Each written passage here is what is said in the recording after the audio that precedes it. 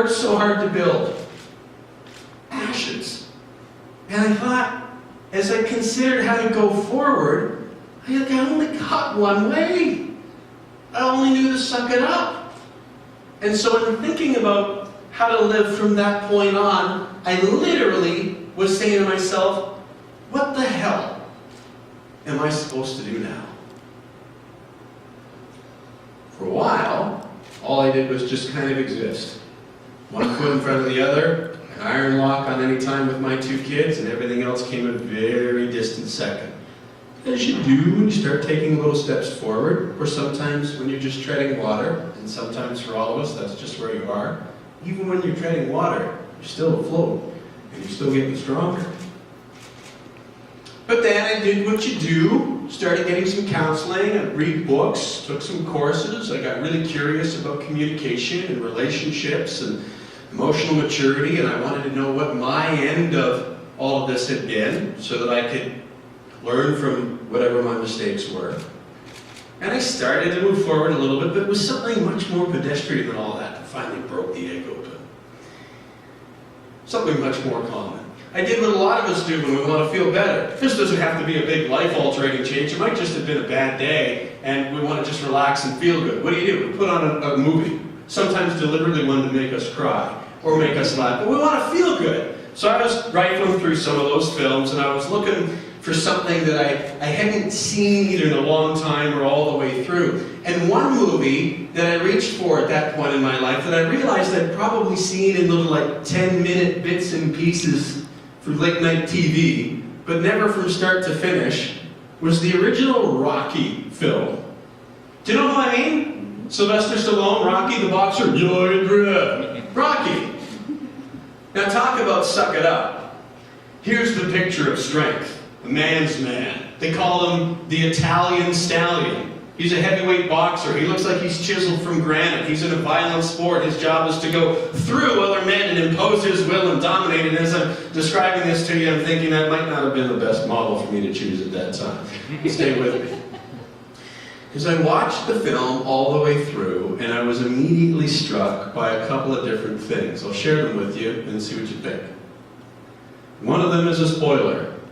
You've had 40 years to see the film, but if you'd like to leave the room now, you're not going to hurt my feelings. Of course, you already know where we're headed, but... Here's the thing. That film, Rocky, from 1976, which has spawned, I'm just guesstimating here, 23 sequels. But the original one... Thank you for being there. First time I ever thrown that in, and I thought, well, we won't use that again.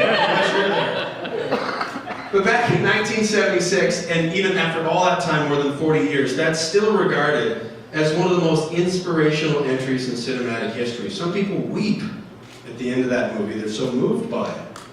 And when I got to the end, not only was I affected the same way, but I thought it was really interesting that it has that effect on people because, spoiler alert, Rocky, but when I watched all the subsequent films, including the spin-off Creed, which was just a few years ago, actually they made another one that's coming out in the fall. In every single one of those films about this boxer, the Italian Stallion, there's an animal. In every single one of the movies. Do you know what it is? No. I know you know. It's turtles.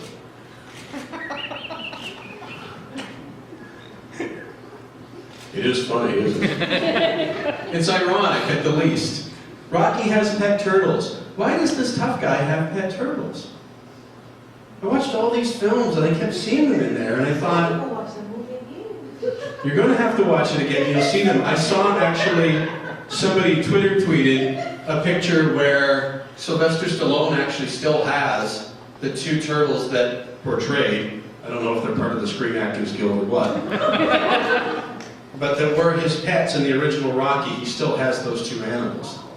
There's a hint.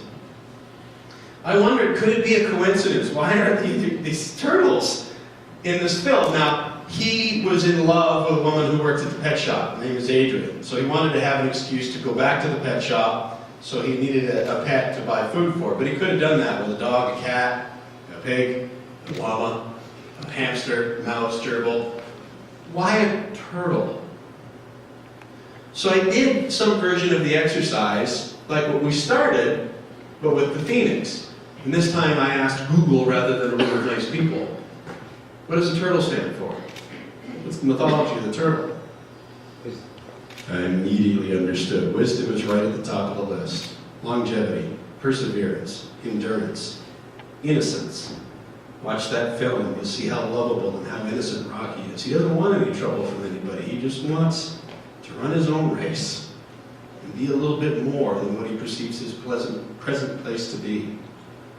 Motherhood, nurturing, creation, just like the phoenix, and presence at every single step of a really long journey. So present, in fact, so at home that it literally carries its home on its back. I bet everybody in this room is familiar, at least on some level, with the old fable of the tortoise and the hare. Who comes out ahead? We all know the answer, but we all measure ourselves against the one with the long ears. And when I thought about that, I thought, Apollo Creed is the hare.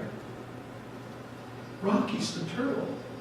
It's right there on the big screen, but we miss it because we're looking for something else.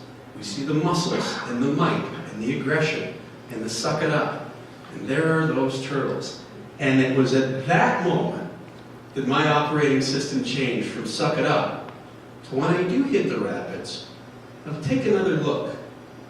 Try to find out where my wings are. It's like Sandra said, they're with you all along. They're still sitting there. And I think about rise like a phoenix and race like a turtle. Just slow down a little bit. Since then, everything has changed. Everything's changed. I was going to give you some examples, I won't because I get emotional, but it's all changed for the better. And I... Get emotional. Every morning when I go and I grab my wallet and whatever change I have, I also grab one of these. This is the kind of thing that they don't teach you in speaking school. Get a prop that's about 5 millimeters high. So that everybody, sure, at the back of the room, would you go ahead and describe that for me? Thank you very much.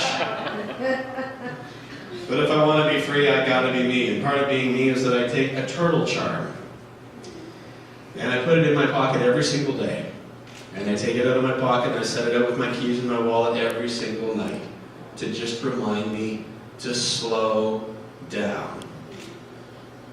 And that the picture of strength is different from what I thought. And that what I learned about Rocky to resolve that is that why do people feel so good at the end of the film? It's because it's not about winning. It's about living. And what I learned, and what I think you already know, is you could win. You can get the trophy and the ribbon without really feeling like you're living. But you can't really feel like you're living without feeling like you're winning. Superpowers, no, there are superheroes known that, right? So every single day I remind myself of that little turtle charm. I've got more than enough for anybody here who wants one to take one. Thing is, you got to go close over to Tim and to me at the table there. But there's no catch to it. But if you'd like to have one of these, if you think it would be helpful to just sit in your desk, or your computer, or your nightstand, in your pocket, whatever else. And trust me, I know these go through the wash and they don't like turn your white shirts pink or anything like that. Please come and see me afterwards. But either way, what I'd like to leave you with is that we keep getting bombarded with messages that life is short. And it is, in a sense, that I don't think we want to be carrying around those ashes any longer than we have to. To forgive them, ourselves and others. Forgiveness isn't about being right Sandra? It's about being free. And what I found is that letting go of that stuff that no longer serves us, that takes and requires and exhibits probably more strength than anything you're ever going to do. So yeah, in that sense, I guess life is short. We got to let that stuff go so we can move on. Here's what else I'm learning. Life is also long. It's long enough to learn. It's long enough to grow. It is long enough to heal. And use your superpower mind to create whatever you want, isn't it? And it's long enough for whatever ashes you're going through to come through those and to find your wings again. Thank you again so much for coming here tonight. I hope you've enjoyed it, and I hope you'll come back and join us again sometime. Have a safe drive.